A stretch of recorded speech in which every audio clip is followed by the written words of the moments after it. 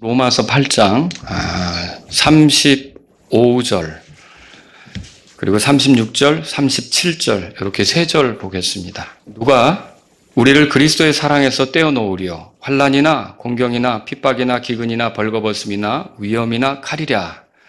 이것은 기록된 바 우리가 주를 위하여 종일토록 죽임을 당하며 도살당할 양같이 여겨졌나이다 함과 같으니라. 다 같이요? 아니라 이 모든 것 중에서 우리를 사랑하신 그분을 통해 우리가 정복자들보다 더 나으니라. 아멘. 자, 오늘은 35절에 그리스도의 사랑 찾으셨습니까? 예. 이 그리스도의 사랑 이런 제목으로 여러분에게 잠깐 말씀을 드리겠습니다. 자, 이 본문이 이렇게 시작되죠. 누가 우리를 그리스도의 사랑에서 떼어 놓으리요. 자, 여기서 우리는 누굽니까? 구원받은 사람들입니다. 앞에서부터 우리가 보면은 28절에 하나님을 사랑하는 자들, 그리고 또 그분의 목적에 따라 부르심을 받은 자들, 그리고 하나님께서 미리 아신 자들, 그러니까 자신의 아들의 형상과 같은 모습이 되도록 그렇게 정하신 자들, 그리고 또 30절에 보면요, 그분이 부르신 자들, 의롭게 하신 자들, 영화롭게 하신 자들, 이게 여기 이제 우리에 해당하는 거예요. 그러면 여기 앉아 계신 여러분들도 나도 여기에 포함되는 거네 이렇게 말할 수 있겠습니까?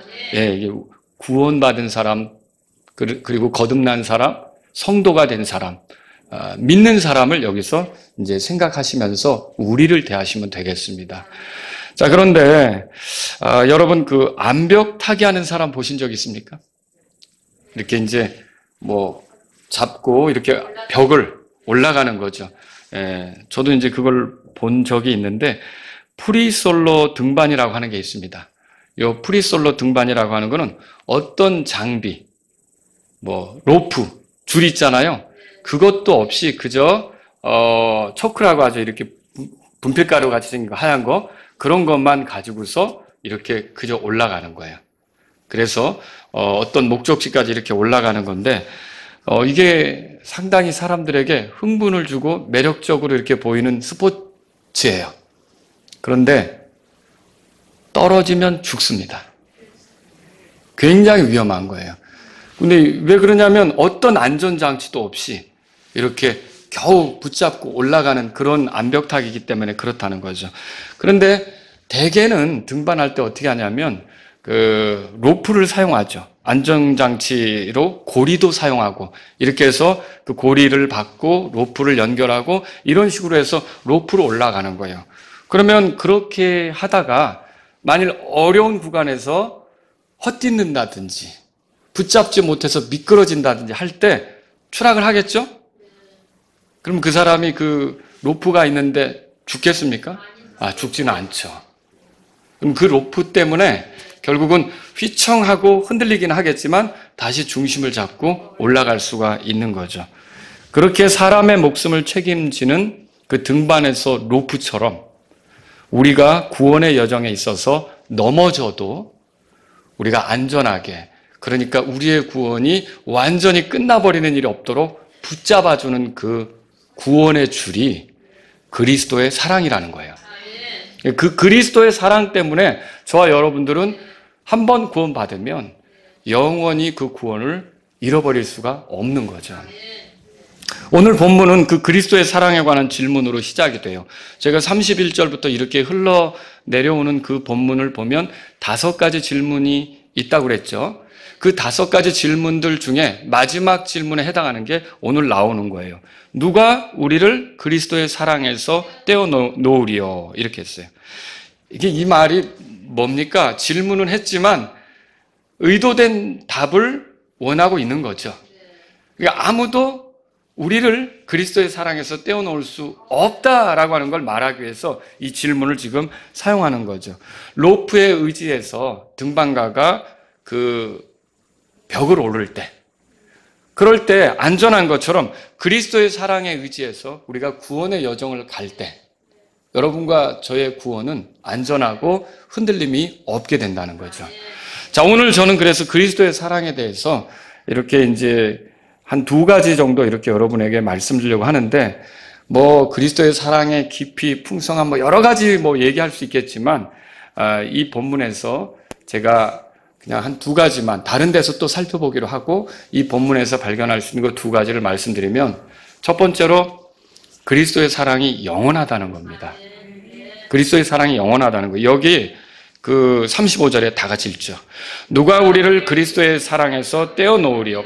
환난이나 공경이나 핍박이나 기근이나 벌거벗음이나 위험이나 칼이랴. 자, 이런 그 여러 가지 위험한 것들을 열거하면서 이런 것들이 과연 우리를 그리스도의 사랑에서 우리를 떼어놓을 수 있겠냐? 이렇게 물었죠. 답은 뭐예요? 없다라는 거죠. 그러면 그리스도의 사랑은 영원한 사랑이라는 거예요. 그 사랑에서 우리를 이렇게 떨어지게 할 수 있는 것은 없다라고 지금 말하고 있는 거죠. 여기 여러분 그 암벽타기 하는 사람이 이렇게 올라가다 보면 손이 미끄러질 수도 있는 것이고 발을 이렇게 뻗으려고 하는데 그 어떤 톡 튀어나온 지점이 좀 멀어가지고 달랑말랑 할 수도 있는 것이고요. 바람이 불어 제끼면서 중심을 잃어버리려고 할 수도 있는 거고요. 굉장히 위험한 상황이 있지 않겠습니까? 그렇지만 그런 위험한 상황에서도 로프가 있다면 그 고리에 줄이 연결돼서 거기에 내가 이렇게 같이 그 줄을 연결하고 올라가고 있다면 나는 혹시라도 헛디뎌서 휘청해서 중심을 잃고 그 약간 뜨는 그런 일이 있다 할지라도 위험합니까? 위험하지 않죠. 마찬가지로 이런저런 위험한 상황이 벌어진다 할지라도 여기 7가지로 바울이 얘기했어요. 이런 위험한 상황이 벌어진다 할지라도 그리스도의 사랑에서 우리를 떼어놓을 수 있는 것은 없다. 그러므로 우리는 안전하다. 지금 이렇게 말하려고 하는 거죠. 여기 첫 번째 환난에 대해서 생각해 보죠. 환난은 영어 성경에 보시면 트리블레이션 그렇게 돼 있는데 이게 라틴어 트리블룸에서 왔어요. 이게 라틴어는 이 단어는요. 그 고대 사회에서 곡식을 찢는, 어떻게 보면 그 도리깨질하는 기구. 그러니까 곡식이 있으면 그거를 이렇게 집어넣어서 큰 연자맷돌 같은 거 있잖아요. 그거를 이렇게 돌리게 되면 그게 빠지면서 알곡이 나오고 껍데기가 또 이렇게 벗겨지고 이렇게 되는 거 있죠. 그렇게 만드는 그 기구, 그걸 트리블룸이라고 하는데 거기서 이 환난이란 단어가 나온 거예요. 그럼 여러분이 생각해 보세요. 이게 어떻게 보면 곡식한테는 굉장히 짓눌리는, 눌림을 당하는 그런 거지만 거기서 어때요? 알곡이 나오고 껍데기가 나오고 이렇게 되는 거 아닙니까? 환난이라는 것이 그런 것과 같다는 거죠. 당장 우리를 짓누르는 것 같지만 결국 그걸 통해서 어때요? 우리의 믿음이 입증되기도 하고, 여러분 이런 것이 환난이라는 거죠. 환난은 고통스럽게 우리를 짓누르는 모습이 있어요. 여러분이 질병에 들었다. 이것도 굉장히 신경 쓰이는 일이죠. 내가 옛날에는 마음껏 이것저것 했는데 몸이 아프면 어때요? 거기 눌림이 있는 거예요. 그렇죠? 또 실직을 했다. 내가 옛날엔 열심히 일을 하고 돈 벌었는데 지금은 일거리를 잃었다. 그것도 어떻게 일을 잡지? 어떻게 내가 다시 출근을 하지? 이런 것도 굉장히 압박이 되는 문제가 되는 거죠. 또 어때요? 누군가로부터 당하는 학대, 시기, 미움, 이런 것도 나를 굉장히 괴롭히는 환난이 될 수도 있는 거죠. 어떤 사람과 잘 지내야 되는데 그 사람만 보면 스트레스를 받는다. 그것도 환난이 되는 거죠. 자, 이런 것들이 있을 수 있어요. 그런데 그런 환난들도 우리를 그리스도의 사랑에서 떼어놓을 수 있습니까? 없다는 것이 지금 바울의 말이에요. 그것도 우리를 그리스도의 사랑에서는 떼어놓을 수 없다. 그리스도의 사랑은 영원하다 이거예요. 또 여러분 곤경이라는 단어가 나오죠. 곤경이라는 단어는 말씀을 준비하면서 헬라어를 참고하게 됐는데 스테노코리아라고 합니다. 근데 여기서 이 단어는 좁다라는 뜻이 있는 스테노스와 공간, 영토, 땅, 그리고 영토 이런 걸 의미하는 코라가 합쳐진 말이에요. 그러면 이 공경은 뭐냐면 좁은 공간을 얘기하는 거예요. 좁은 공간, 좁고 답답한 공간, 이걸 얘기하는 거죠. 그러면 이건 뭘 얘기하겠어요? 오늘날 선택할 수 있는 폭이 좁아진 상황 있죠. 그런 경우, 또 코너에 몰린 경우, 이거 완전히 외통수네? 이렇게 몰린 경우 있죠. 그걸 우리가 곤경이다, 곤경에 처했다 그렇게 말하는 거죠. 여러분 우리도 어떻게 살아가다가 그런 경우 만날 수 있지 않습니까? 우리가 그런 걸 뭐라 그래요? 궁지에 몰렸다. 이렇게도 할 수 없고 저렇게도 할 수 없는 그런 코너에 몰렸다. 이렇게 말할 때가 있잖아요. 그게 바로 공경이에요. 여러분과 저는 사람과의 관계에서 혹은 직장 생활에서 혹은 뭐 여러 가지 환경에서 그렇게 코너에 몰릴 때가 있다는 거예요. 궁지에 몰릴 때가 있다는 거죠. 이걸 성경에서는 지금 곤경 이렇게 표현한 거예요. 그런데 바울은 뭐라고 합니까? 이런 곤경도 우리를 그리스도의 사랑에서 떼어놓을 수 없다. 떼어놓지 못한다. 그럼 뭐예요? 그리스도의 사랑은 영원하다. 지금 이 얘기를 하는 거죠. 또 여러분 핍박이라고 하는 게 있어요. 핍박이라고 하는 거 세 번째로 핍박이라는 단어는 사냥개가 그 사냥감 있잖아요. 그 짐승이 있을 거 아닙니까? 뭐 멧돼지가 될 수도 있고 사슴이 될 수도 있고 이런 거를 쫓아 추격하는 거 있죠. 그걸 물어 제끼기 위해서 추격하는 그림을 생각해 보라는 거예요. 그 그림에서 온 단어가 핍박이라는 단어예요. 끊임없이 물어서 완전히 잡아뜨리려고 쫓아가는 그거에서 이 핍박이라는 단어가 온 거예요. 자유로운 환경에서는 핍박이 없죠. 우리나라 같이 자유를 추구하는 나라에서는 뭐 예수님 믿는다고 핍박이 있겠습니까? 그렇진 않잖아요. 우리는 정말 감사한 환경에 살고 있는 거죠. 그러나 전체주의 환경에서는 어떨까요? 어떤 독재자가 나온다든지 아니면 공산 이념을 가지고 이렇게 나라를 이끌어 간다든지 그러면 핍박이 있을 수 있겠죠? 그리스도인들을 향한 핍박이 있는 거예요. 다른 종교가 지배하는 환경도 마찬가지예요. 그 다른 종교가 지배하는 환경에 들어가면 처음에 핍박을 받을 수밖에 없죠. 그런 게 있다는 거예요. 그리고 여러분 세속화된 문화 그리고 하나님을 등 돌리고 살아가는 문화가 보편화돼 버리면 그 속에서 경건하게 살고자 할 때는 반드시 핍박이 있을 수밖에 없어요. 여러분 성경에서 있잖아요. 경건하게 살고자 하는 자는 핍박을 받는다고 돼 있거든요. 그런데 예수님은 뭐라고 그러셨냐면 이런 핍박이 있을 것을 아시고 제자들에게 들어보세요. 의로 인하여 핍박받는 자들은 복이 있나니 이는 하늘의 왕국이 그들의 것이기 때문이라. 나로 인하여 사람들이 너희를 욕하고 핍박하며 너희를 대적하여 거짓으로 온갖 종류의 악한 말을 할 때에 너희에게 복이 있느니라. 기뻐하고 즐거워하라. 이는 하늘에서 너희 보상이 크기 때문이라. 이는 너희 전에 있던 예언자들을 그들이 그렇게 핍박하였기 때문이라. 마태복음 5장 10절에서 12절인데 믿음의 문제로 여러분이 차별을 당하거나 손해를 당하는 거 있을 수 있나요? 네. 있죠. 그런 핍박, 그런 것들이 분명히 있을 수 있다는 거죠. 그런데 그런 핍박조차도 우리를 그리스도의 사랑에서 떼어놓지 못한다고 말하고 있어요. 그리스도의 사랑은 영원한 사랑이다. 이걸 지금 말하고 있는 거죠. 기근도 나옵니다. 네 번째로. 기근은 잘 먹지 못하게 되는 거죠. 식량이 딸리면은 기근이 되는 거죠. 이유는 뭘까요? 가뭄이 있을 수도 있고요.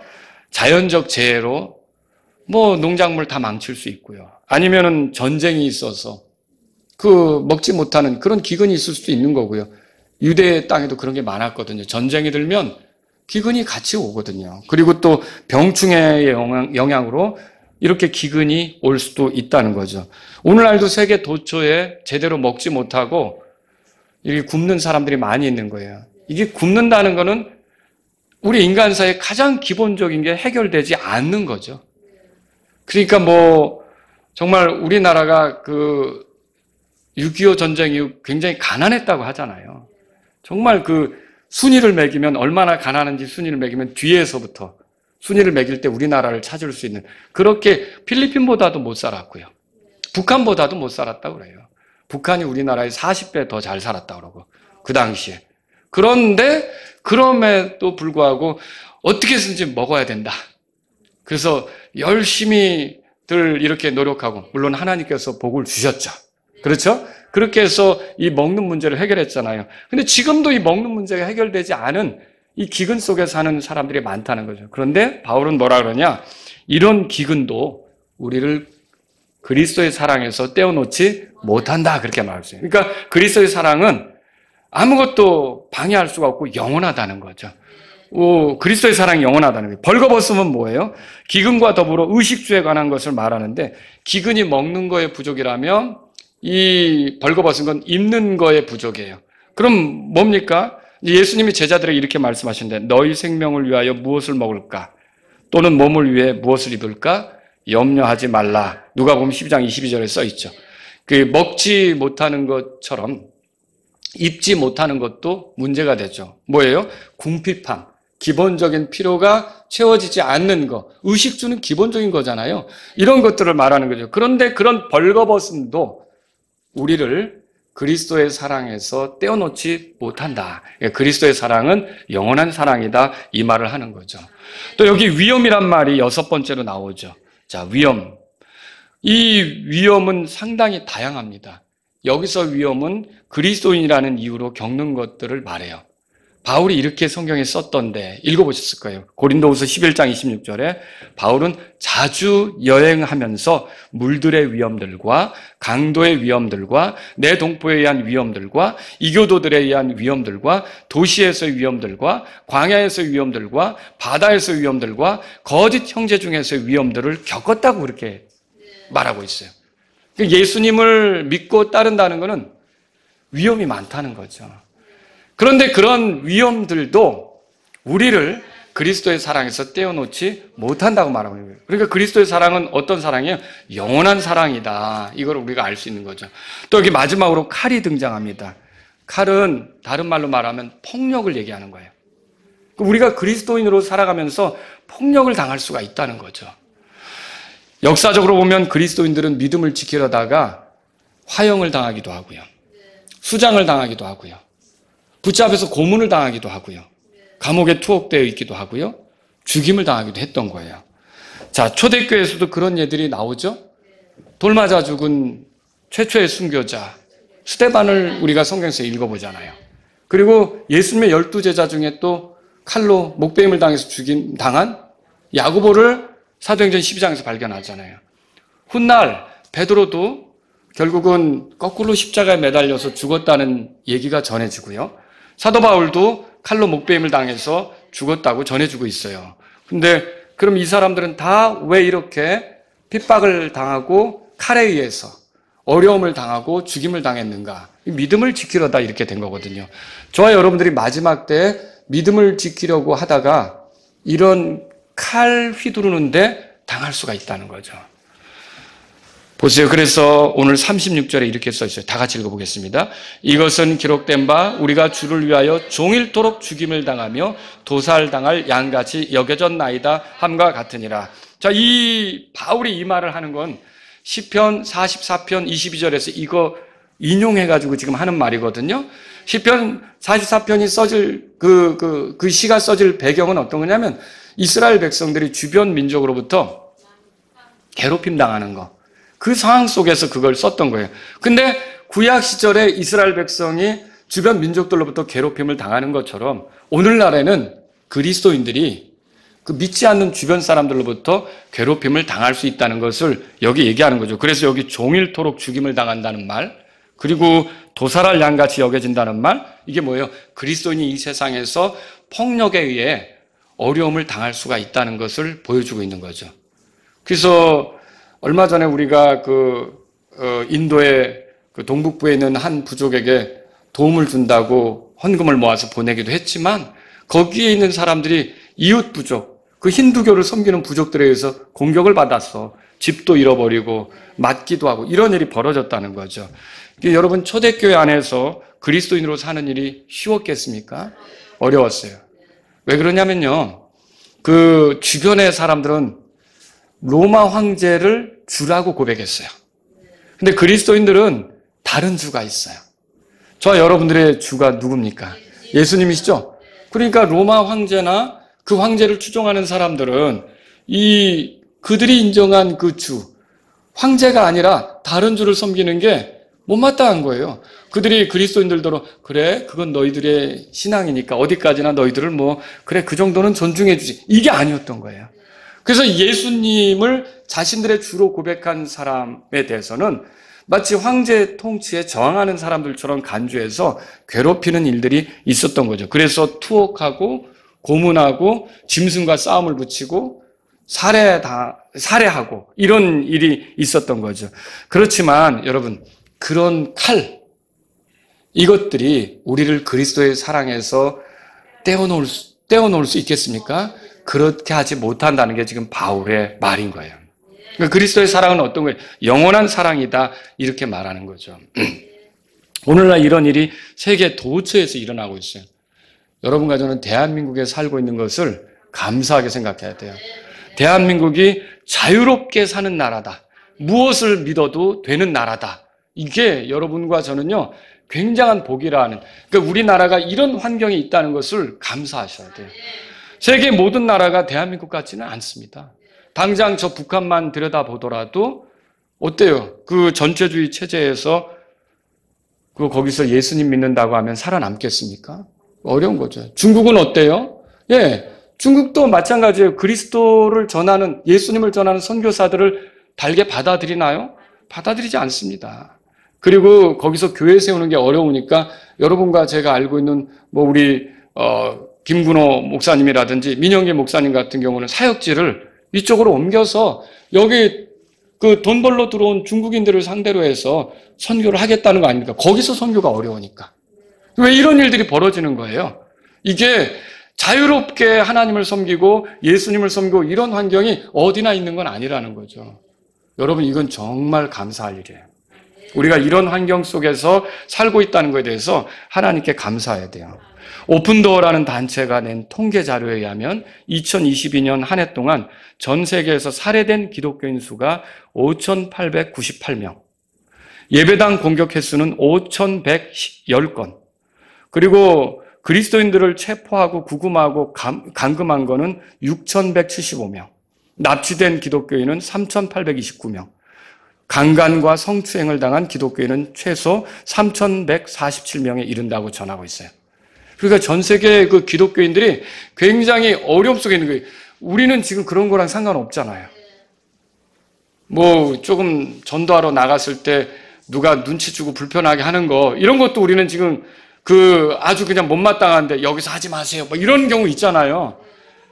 그런 경우 우리가 불편한데 지금 그런 종류의 불편함이 아니라 잡아 가두고 때리고 죽이고 이런 일들이 벌어지고 있다는 거죠.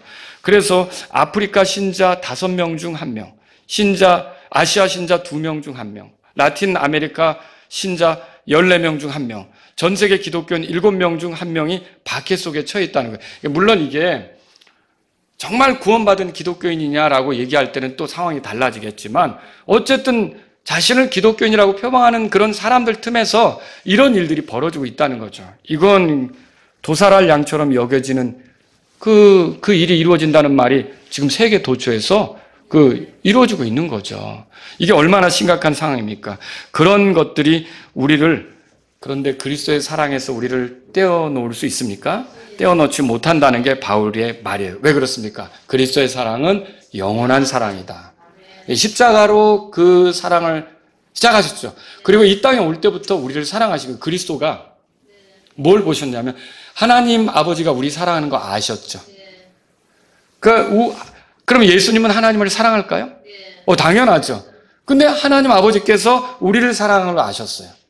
그러면 그리스도는 나는 아버지를 사랑하지만 아버지가 사랑하는 사람들은 너무 더러워서 싫어. 이겁니까? 아니죠. 나는 아버지를 사랑하는데 그 아버지가 저 사람들을 사랑한다면 나도 사랑하는 게 맞지. 그래서 어때요? 아버지의 뜻에 따라 기꺼이 자기 목숨을 내주려고 이 땅에 오신 거 아닙니까? 결국 예수님은 오실 때부터 우리를 사랑하는 마음으로 오신 거예요. 그래서 십자가에서 죽으신 것도 아버지가 우리를 사랑하셨지만 예수님도 우리를 사랑하신 거고요. 그리고 우리가 믿으면 끝까지 구원으로 인도하는 것도 우리를 사랑하시기 때문에 그렇게 하는 거고요. 그러니까 그리스도의 사랑은 영원한 사랑이라는 거예요. 영원한 사랑. 제가 두 번째로 말씀드리려고 하는 거 이거예요. 그리스도의 사랑은 우리를 향한 사랑이에요. 우리를 향한 사랑. 자, 여기서 그리스도의 사랑은 그리스도를 향한 우리의 사랑을 얘기하는 게 아니에요. 이거 잘 들으셔야 돼요. 무슨 말이냐면 그리스도를 향한 우리의 사랑에서 그리스도를 떼어놓지 못한다. 지금 그렇게 얘기하는 게 아니에요. 우리를 향한 그리스도의 사랑에서 우리를 떼어놓지 못한다. 지금 이 말을 하는 거죠. 자, 그래서 35절이 그 얘기하는 거예요. 누가 우리를 그리스도의 사랑에서 떼어놓으리요? 그리스도의 사랑이라고 말했어요. 환난, 곤경, 핍박, 기근, 벌거벗음, 위험, 칼 이런 것들이 있지만 그 속에서 변함없이 주님은 우리를 사랑하신다는 거예요. 지금 그 얘기를 하는 거예요. 그런 상황 속에서 그리스도께서 변함없이 우리를 사랑한다는 거죠. 37절에 보세요. 우리 같이 읽겠습니다. 아니라 이 모든 것 중에서 우리를 사랑하신 그분을 통해 우리가 정복자들보다 더 나으니라. 우리를 사랑하신 그분이라 그랬죠? 그러니까 이게 지금 그리스도에 대한 우리의 사랑을 얘기하는 게 아니라 우리를 향한 누구의 사랑이에요? 그리스도의 사랑을 말하는 거죠. 그래서 생각해 보세요. 제 사랑에는 좀 변덕이 심하더라고요. 내 구주 예수를 더욱 사랑, 뭐 이렇게 노래는 했는데, 주 예수보다도 귀한 것은 없네 라고 노래는 했는데, 살아가면서 제 모습을 보면 변덕이 나오더라고요. 여러분 안 그렇죠? 네? 이게 사랑이 이게 식기도 하고 뭐 열정 있는 것처럼 하다가 왔다 갔다 하더라는 거죠. 제가 좀 변덕이 심하더라고요. 그러니까 제 사랑은 왔다 갔다 하는 모습이 나오는 거예요. 그런데 우리를 향한 그리스도의 사랑은 어떤가요? 변덕이 없어요. 일관되는 거예요. 그래서 그게 맞죠. 변찮는 주님의 사랑과 거룩한 보혈의 공로를.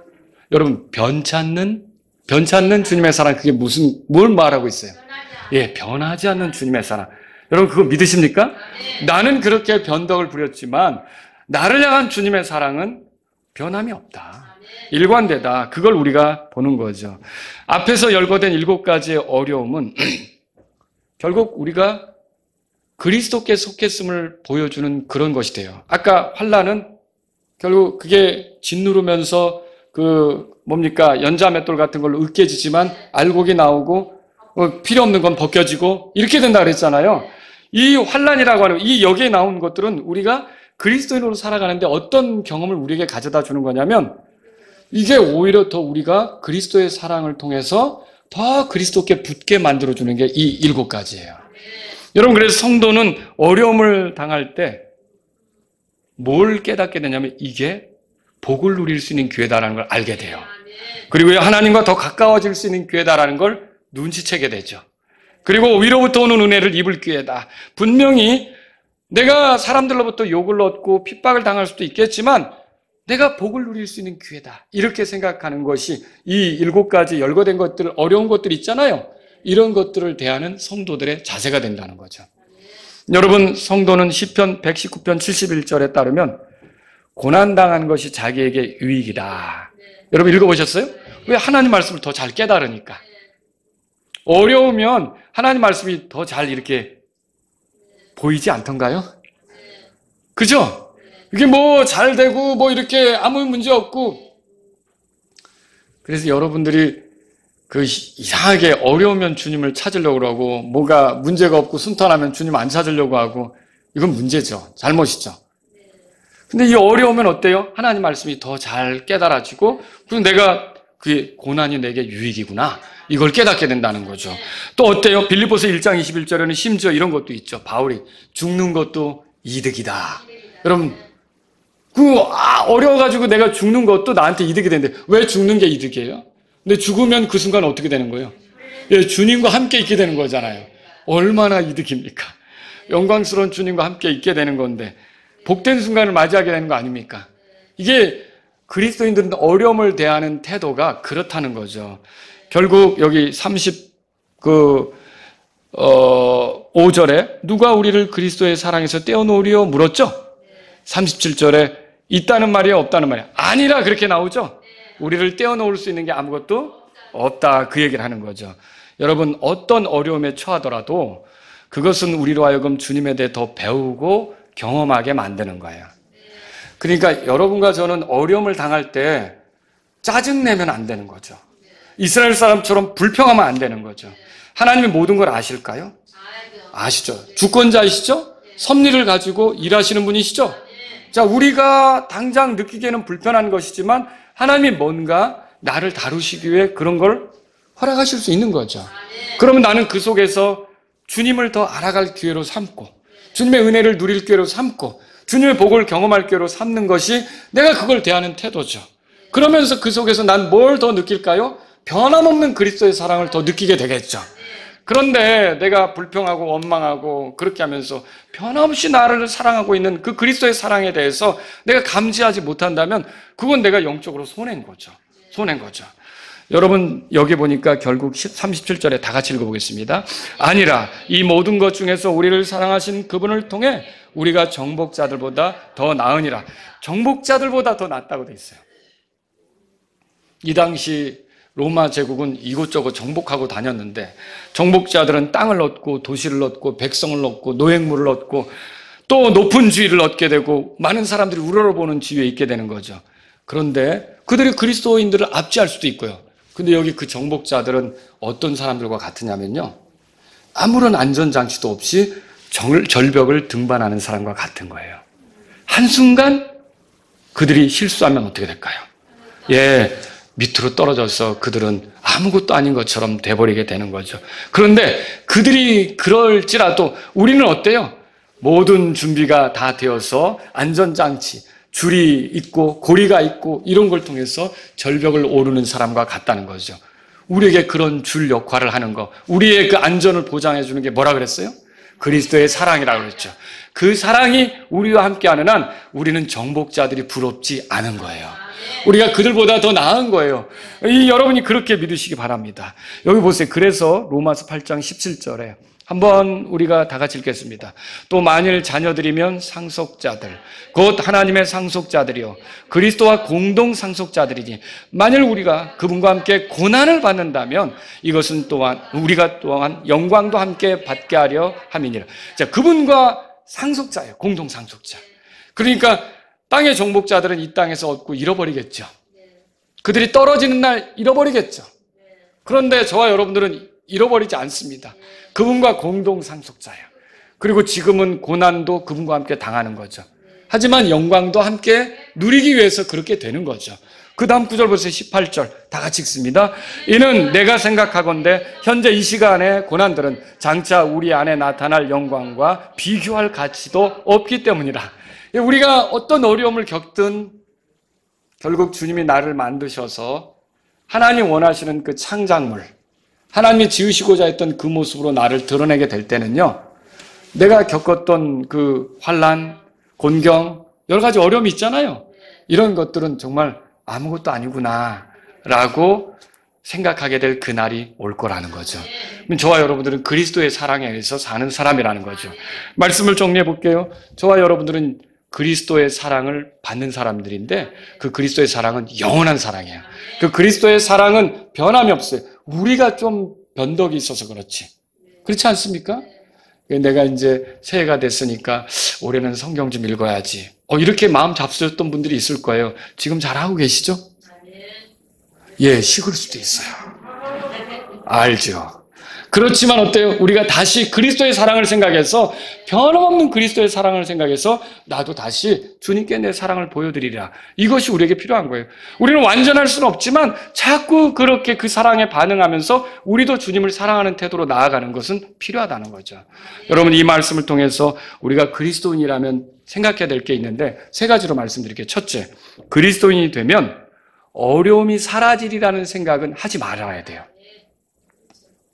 내가 예수님 믿으면 모든 게 순탄한 거 아니야? 잘 되겠지? 천만에요.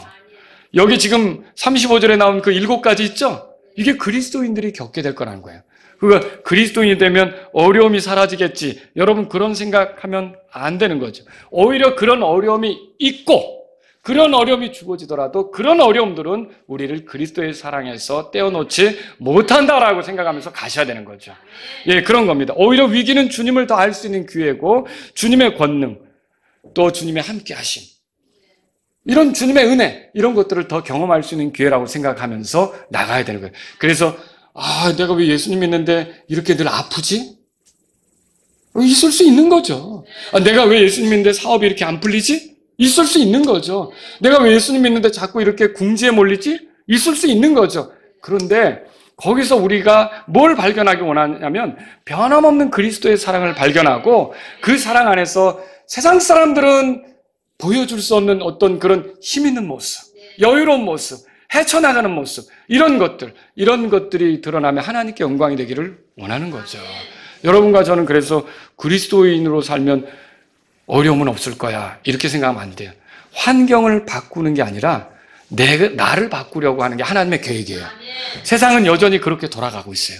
근데 하나님이 바꾸시려고 하는 건 뭐냐면 그리스도를 만난 나를 바꾸시려고 하는 거죠. 그러니까 우리는 자꾸 부부간에도 갈등이 있을 때는 어때요? 이 남편을 바꾸려고 노력을 한단 말이죠. 그러나 하나님은 나를 바꾸려고 이렇게 어떤 부분 가시 같은 남편을 내 옆에 뒀을 수도 있다는 거죠. 그러니까 하나님의 관심은 누구예요? 나에게 있는 거죠. 나를 바꾸려고 하는 거죠. 그래서 그리스도인이 되면 모든 게 순탄하고 어려움은 없겠지. 여러분 그 생각을 하면 안 된다는 거죠. 두 번째로 드리고 싶은 말씀은요. 그리스도인으로 살면 인생의 패배자가 되리라는 생각은 하시면 안 되는 거예요. 그런 생각 하지 말라는 거죠. 상황이 변한 게 없다 해도 우리는 정복자들보다 더 나은 위치에 있게 되는 거예요. 궁극적으로 그래요. 왜냐하면 그리스도의 사랑이 우리를 하나님께로 이끌기 때문에 그래요. 우리를 영광으로 나아가게 하기 때문에 그런 거예요. 포로는 패배자로 보이지만 그리스도의 사랑을 만나면 자유로운 자들이 돼요.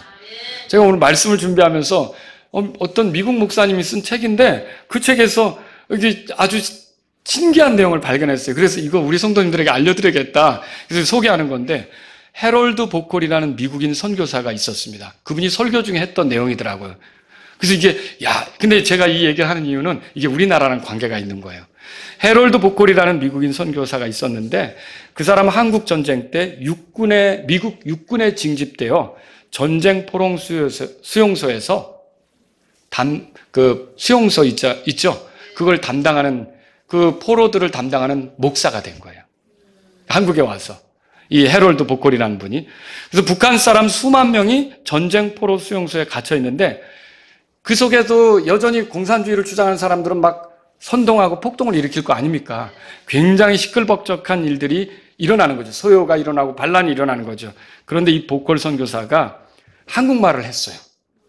이 한국말을 했는데 이 사람이 한국말을 하며 다가가니까 포로들이 이렇게 다가와서 이거 코도 빼쭉하고 이런 사람이 와서 한국말 하니까 뭔 말 하나 이렇게 들어보려고 하는 거 아닙니까? 그래서 이 사람이 뭘 했냐면 그 포로들에게 노래를 하나 가르쳐 줬어요. 그것도 한국말로. 무슨 노래냐면 여러분 잘 아는 거예요. 예수 사랑하심은 거룩하신 말일세. 우리들은 약하나 예수 권세 많도다. 날 사랑하심, 날 사랑하심, 날 사랑하심 성경에 써있네. 이 노래 아시죠? 이 노래를 이 외국인이 한국말로 하는 거예요. 그러니까 사람들이 자꾸 들으면서 그거를 흥얼흥얼 따라하게 되는 거예요. 그게 바뀌게 되는 거죠. 그래서 그리고 또 다른 수용소에 가면 다른 포로 수용소 가서 또 제가 노래 하나 가르쳐 드릴게요. 모여보세요. 그러더니 한국말로 또 예수 사랑하시면 거룩하신 말일세. 우리들은 약하나 이렇게 하면서 예수 권세 많도다. 그 노래를 또 가르쳐주고 또 다른 포로 수용소에 가면 또 그 노래를 가르칩니다. 사람들이 그 노래를 들으면서 이제 흥얼흥얼 되기 시작하는 거죠. 그리고 그 선교사가 또 수용소에 가니까 이제 그 노래를 아는 사람들이 와서 예수 사랑 같이 이렇게 부르면서 이제 포로들이 모이게 되는 거죠. 그때 이 선교사님이 예수님이 한국의 사람들을 어떻게 사랑하셨는지를 짤막짤막하게 얘기해 주기 시작한 거예요. 또 여기 가서 얘기해 주고 저기 가서 얘기해 주고 이렇게 얘기해 주게 된 거죠. 결국 어떤 일이 벌어졌냐면 포로 중에 수천 명이 예수님을 믿게 되는 일이 생겼어요. 그리고서는 공산주의자들이 어떤 걸 느꼈냐면 점차 우리를 따르는 사람들이 적어졌네? 그런 걸 느끼게 된 거죠. 마침내 휴전이 됐어요. 휴전이 되면 포로를 돌려보내야 되잖아요. 그런데 이 포로였던 사람 중에 나는 가기 싫습니다. 나는 여기 있으면 예수님을 더 잘 믿을 것 같으니까, 여기 있으면 예수님의 말씀을 들을 수 있을 것 같으니까, 여기 있으면 예수님에 대해서 더 잘 알 수 있으니까 나는 여기에 남게 해주세요. 그런 사람이 한둘이 아니에요. 수천 명이 나온 거예요. 그래서 결국은 그 이승만 대통령이 그 사람들을 생각해서 포로들을 넘겨줄 때 어떻게 하냐면 그 사람들은 어떻게 했느냐. 석방을 시켜요. 반공포로를 석방하는 가운데 그들을 같이 남아있게 한 거죠. 그들이 계속해서 여기서 예수님을 믿게 된 거죠. 예수님이 나를 사랑하신다는 걸 알았을 때 저쪽으로 가기가 싫은 거예요. 거기 가면 예수님을 섬길 수 있겠어요? 아니라는 거죠. 여기서 이 자유로운 곳에서 내가 예수님을 섬기겠다라고 남게 되는 사람이 생겼다는 거죠. 여러분 그렇습니다. 포로라도요. 예수님을 만나면 정복자보다 더 나은 사람들이 되는 거죠. 그리스도인은 세 번째로요. 그리스도인이 죄를 지으면 구원을 이루리라는 생각은 하면 안 되는 거예요. 그거 하지 말아야 돼요. 그리스도의 사랑은 등반가에게 안전한 로프와 같다 그랬죠. 안전한 줄 같다 그랬잖아요. 안전한 로프 때문에 등반가가 실수해서 추락해도 죽지는 않잖아요. 그죠? 또다시 올라갈 수 있잖아요. 마찬가지로 그리스도의 사랑 때문에 우리가 예수님을 믿으며 살아가다가 잘못하는 일이 있고 범죄한다고 해도 범죄하면 안 되죠. 근데 이 어떤 여러 가지 환경에서 내가 약한 모습을 드러낼 때가 있는데 그렇다고 해도 내가 구원을 잃어버리지 않도록 나를 붙들어주고 있는 그 끈, 그 줄, 이게 그리스도의 사랑이란 말이죠. 그래서 저와 여러분들은 이 그리스도의 사랑에 대해 알 필요가 있는데 갈라디아서 2장 20절에 보면 나를 사랑하사 나를 위해 자신을 주신 하나님의 아들, 누구에게요? 예수님 얘기죠. 에베소 5장 펴보세요. 에베소 5장. 거기에 25절에 이렇게 써 있습니다. 25절에 다 같이 읽습니다. 남편들아 너희 아내를 사랑할지니, 보세요. 그리스도께서 교회를 사랑하사 교회를 위하여 자신을 주신 것 같이 하라. 예, 그리스도는 우리를 사랑했고 교회를 사랑한 거예요. 그리스도의 사랑이 그런 사랑이에요. 그런데 희생하는 사랑이죠. 자기를 내주는 사랑이죠. 근데 왜 이렇게 사랑했을까요? 이 사랑의 목적이 뭘까요? 그 밑에 보세요. 27절에 다 같이 읽겠습니다. 이로써 점이나 주름이나 그런 것들이 전혀 없는 영광스러운 교회로 자신 앞에 세우려 하심이며 거룩하고 흠이 없게 하려 하심이라. 이 사랑의 목적이 뭐예요? 우리를 어떤 위치에 세우려고 하는 거예요? 예, 영광스럽고 흠이 없게, 이 거룩하고 흠이 없게 하려고 이렇게 우리를 사랑하셨다는 말이죠. 그리스도의 사랑의 목적을 아시겠어요? 이렇게 죄만 짓고 어리석은 삶을 살던 우리를 그리스도가 사랑하셔서 구원하신 것은 궁극적으로 우리가 의롭게 될 뿐만 아니라 영화롭게 되는 것도 목적으로 삼았다는 거죠. 그러면 그리스도의 사랑이 변함이 없다면 그 목적 이루어질까요? 네, 에베소 1장 4절에 가보세요. 에베소 1장 4절에. 그래서 거기 보세요. 다 같이 4절 읽겠습니다. 곧 이 세상의 기초를 놓기 전에 그분 안에서 우리를 택하신 대로 우리가 사랑 안에서 그분 앞에 거룩하고 흠이 없게 하려는 것이라. 예, 보세요. 이 사랑 안에서, 그리스도의 사랑 안에서 우리가 어떻게 되는 거예요? 거룩하고 흠이 없는 존재로 드러난다는 거죠. 이 그리스도의 사랑이, 나를 향한 사랑이 변함없는 사랑이라면 이 목적이 이루어질까요? 이 목적이 이루어진다면 여러분, 내가 좀 부족하다고 해서 구원을 잃어버리는 게 맞습니까? 아니라는 거죠. 여러분, 결국 우리를 사랑하신 목적이 우리가 영화롭게 되는 것이라면 그거 이루어집니다. 그래서 로마서 8장으로 돌아가 보세요. 거기 30절에 보면 중간에 또 그분께서 의롭게 하신 자들, 그들을 또한 그분께서 뭐라고 돼 있어요? 영화롭게 하셨느니라. 그래서 저와 여러분들은 구원을 의심할 필요가 없는 거예요.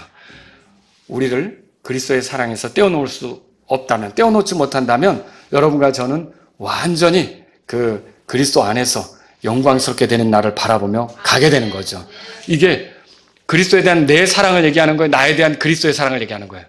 나에 대한 그리스도의 사랑이죠. 이것이 영원한 사랑이라면 여러분은 나는 실수해서 떨어질지 모르지만 그 줄은 나를 잡고 있기 때문에 여러분의 구원은 영원히 안전함을 믿으세요. 다 같이 일어서시겠습니다.